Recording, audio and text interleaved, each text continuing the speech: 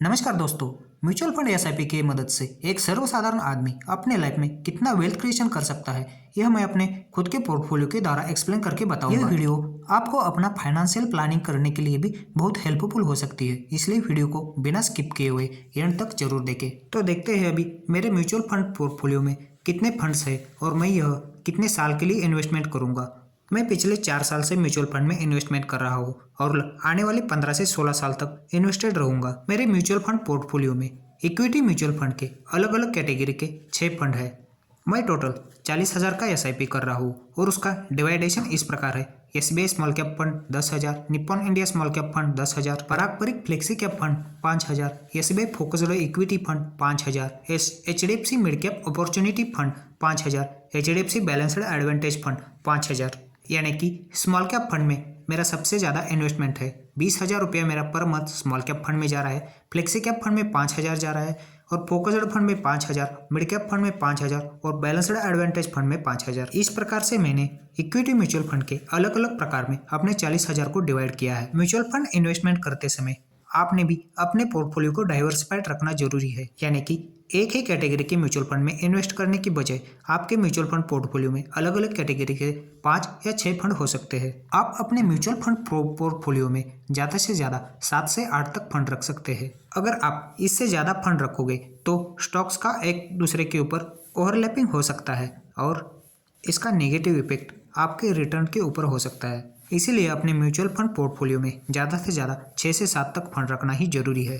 यहाँ पे मैंने स्मॉल कैप कैटेगरी में ज़्यादा इन्वेस्टमेंट किया है क्योंकि मेरा इन्वेस्टमेंट होराइजन लगभग 20 साल के आसपास का है। मैं ऑलरेडी पिछले 4 साल से इन्वेस्टमेंट कर रहा हूँ और आने वाले 15 से 16 साल तक स्टे इन्वेस्टेड रहूँगा, यानी कि टोटल मेरा इन्वेस्टमेंट पीरियड 20 साल का हो जाएगा। इसलिए मैंने अपने पोर्टफोलियो में ज़्यादा स्मॉल कैप फंड लिए हैं। अगर परसेंटेज वाइज मेरा इन्वेस्टमेंट देखा जाए तो स्मॉल कैप फंड में 50%, मिड कैप फंड में 12.5%, फ्लेक्सी कैप फंड में 12.5%, फोकस्ड फंड में 12.5% और बैलेंस्ड फंड में 12.5% जा रहा है। अगर रिटर्न की बात करें तो पिछले 4 साल में मुझे 17% का एनुअल कंपाउंडिंग रिटर्न मिला हुआ है और आने वाले 15 से 16 साल में 17.5 से 18% का रिटर्न मिलने की संभावना है, क्योंकि जब मैंने इन्वेस्टमेंट स्टार्ट किया था तो मार्केट हाई पिक पे था, इसलिए मुझे थोड़े कम रिटर्न मिले हैं। लेकिन जब मैं लॉन्ग टर्म में इन्वेस्टमेंट करूंगा तो यह मैनेज हो जाएगा। आप अपने म्यूचुअल फंड पोर्टफोलियो में कौन से फंड रखना चाहते हैं, यह आपके इन्वेस्टमेंट पीरियड के ऊपर डिपेंड करता है। अगर आप ज़्यादा एग्रेसिव इन्वेस्टर है और आपके पास 10 साल का समय है तो आप स्मॉल कैप फंड में ज़्यादा इन्वेस्टमेंट कर सकते हैं। अगर आप रिस्क कम लेना चाहते हैं तो आप अपने पोर्टफोलियो में लार्ज कैप फंड रख सकते हैं। वापस आते हैं मेरे पोर्टफोलियो के ऊपर। मेरा 40,000 का एसआईपी पिछले 4 साल से चल रहा है और इसमें मुझे 17% का रिटर्न मिला है। टोटल 19,20,000 रुपये इन्वेस्टमेंट हुआ है और उसका वैल्यू आज 27,31,000 हो चुका है। अगर मैं इसी एसआईपी को और 15 से 16 साल तक कंटिन्यू करूंगा और 17% का एनुअल कंपाउंडिंग रिटर्न मिलेगा तो 20 साल में लगभग 96 लाख रुपए इन्वेस्टमेंट होगा। 96 लाख रुपए इन्वेस्टमेंट का वैल्यू उस समय होगा 8 करोड़ के ऊपर। सिर्फ 17% के एनुअल कंपाउंडिंग रेट से कैलकुलेट किया है। स्मॉल कैप और mid cap fund long term में 20 से ऊपर % के रिटर्न देते हैं, लेकिन यहाँ पे सिर्फ 17% के रेट से कैलकुलेट किया हुआ है। एक नॉर्मल आदमी म्यूचुअल फंड एसआईपी में इन्वेस्टमेंट करके आसानी से करोड़पति बन सकता है। आज मेरी एज लगभग 28 ईयर्स है और जब मैं 42 ईयर्स का होगा तब मेरे पास 8 करोड़ रुपीस होगा। उस समय मैं जॉब छोड़ दूंगा और 8 करोड़ में से 3 करोड़ अपने लायबिलिटी के लिए खर्चा करूंगा और बचा हुआ 5 करोड़ म्यूचुअल फंड के एसडब्ल्यूपी प्लान में डालूंगा और पर मंथ अपने खर्चे के लिए 3 लाख रुपए पेंशन लेना शुरू करूंगा, क्योंकि और 15 साल के बाद महंगाई बढ़ रही होगी और हमें लायबिलिटी के साथ जीना है तो पर मंथ 3 लाख की जरूरत तो पड़ेगी ही पड़ेगी। उस समय मेरी एज लगभग 42 ईयर्स होगी। वहाँ से आगे मेरे पास जॉब भी नहीं रहेगी। उस समय मैं 3 लाख रुपए पेंशन लूँगा और आगे 20 साल तक ऐसे ही पर मंथ 3 लाख रुपए पेंशन लूँगा तो 20 साल में लगभग 7 करोड़ 20 लाख रुपीस पेंशन के तौर पर ले चुका हूँगा और बैलेंस वर्थ भी लगभग 53 करोड़ बच चुका होगा। यानी कि सिर्फ अगर हम सेविंग करके आज 40,000 का एसआईपी करने से मेरे पास जब मेरा एज ज़्यादा होगा उस समय 60 करोड़ का वेल्थ होगा। आपको यकीन नहीं होगा सिर्फ 40,000 की एसआईपी से 60 करोड़ का वेल्थ क्रिएशन कैसे कर सकता है, लेकिन ये पॉसिबल है। आज अपना पैसा आप सही जगह पे इन्वेस्टमेंट करोगे तो आपके लाइफ में भी इतना पैसा हो सकता है। आप जितना अर्ली एज में अपना इन्वेस्टमेंट स्टार्ट करोगे उतना ही कम इन्वेस्टमेंट करके भी आपको लॉन्ग टर्म में एक बहुत अच्छा खासा वेल्थ क्रिएशन कर सकते हो। अगर आम आदमी को एक साथ ज़्यादा पैसा कमाना है तो शेयर मार्केट और म्यूचुअल फंड के अलावा कोई अन्य रास्ता नहीं है। अगर आप लॉन्ग टर्म में इन्वेस्टमेंट करना चाहते हो, शेयर मार्केट में रिस्क 0 के बराबर है, इसीलिए अपना इन्वेस्टमेंट जल्दी ही स्टार्ट करना जरूरी है। अगर आपको शेयर मार्केट के बारे में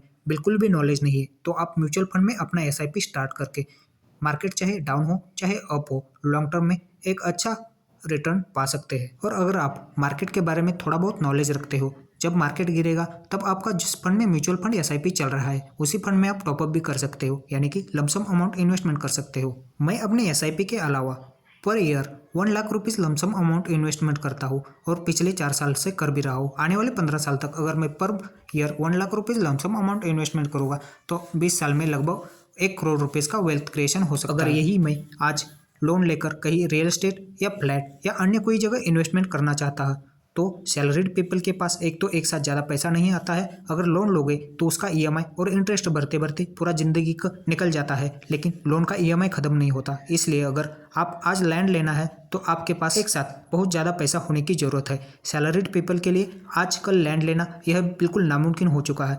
इसीलिए आप अपना सैलरी से कुछ अमाउंट बचाकर अगर म्यूचुअल फंड एसआईपी करोगे तो लॉन्ग टर्म में आपके पास भी एक अच्छा खासा वेल्थ होगा। मुझे म्यूचुअल फंड के बारे में मेरे एक दोस्त ने बताया था, वह 10 साल से एसआईपी कर रहा है। अगर उसी समय मैं एसआईपी को शुरू करता तो आज मेरे पास भी बहुत ज़्यादा पैसा होता। उसने 25,000 का एसआईपी शुरू किया था और 10 साल से इन्वेस्टेड है और आने वाले 15 साल तक इन्वेस्टेड रहेगा तो 75 लाख रुपीज़ इन्वेस्टमेंट होके उसका वैल्यू लगभग 15 करोड़ हो रहा है। लेकिन आज मैं 40,000 का एसआईपी करके भी 15 साल में सिर्फ 8 करोड़ का वेल्थ क्रिएशन कर सका हूँ। इसलिए जितना अर्ली हो सकता है उतना अपना इन्वेस्टमेंट जर्नी स्टार्ट करना चाहिए। अगर म्यूचुअल फंड में कंपाउंडिंग रिटर्न का फायदा लेना है तो आपको लॉन्ग टर्म में इन्वेस्टमेंट करना बहुत ही जरूरी है। यहाँ पे अर्ली इन्वेस्टमेंट करने का फायदा देखो। मिस्टर शर्मा ने अपनी एज की 35 एज में इन्वेस्टमेंट का 15,000 रुपये का एसआईपी शुरू किया था और 25 साल तक वो इन्वेस्टेड रहे थे। जब उनका एज 60 साल हुआ था तो टोटल 45 लाख रुपये इन्वेस्टमेंट हुआ था और उसका वैल्यू 4 करोड़ हुआ था। लेकिन वही मिस्टर वर्मा ने अपनी 25 ईयर की एज में इन्वेस्टमेंट की सिर्फ 5,000 से शुरुआत की थी और आने वाले 35 ईयर्स तक वो इन्वेस्टेड रहे थे और जो उनका एज 60 साल हुआ था तब उनके पास लगभग 5 करोड़ का वेल्थ था। यह देख सकते हो, अगर आप अर्ली एज में इन्वेस्टमेंट शुरू करोगे तो कम अमाउंट इन्वेस्टमेंट करके ज़्यादा रिटर्न मिल रहे, लेकिन जब आपकी एज ज़्यादा होगी तब आप ज़्यादा अमाउंट इन्वेस्टमेंट करके भी आपका कम वेल्थ बन रहा है। इसलिए अपना इन्वेस्टमेंट जर्नी जितना हो सके अर्ली एज में शुरू करो। लॉन्ग टर्म में आपके पास इतना वेल्थ होगा कि आप सोच भी नहीं सकते। आज के वीडियो में बस इतना ही। अगर वीडियो अच्छा लगा तो लाइक और शेयर जरूर करें और चैनल को सब्सक्राइब करना मत भूलें, इससे कि मेरे आने वाली वीडियो की नोटिफिकेशन आपको आते रहेंगी। धन्यवाद। अपने मेहनत से कमाए हुए पैसे को सही जगह पे इन्वेस्टमेंट करें।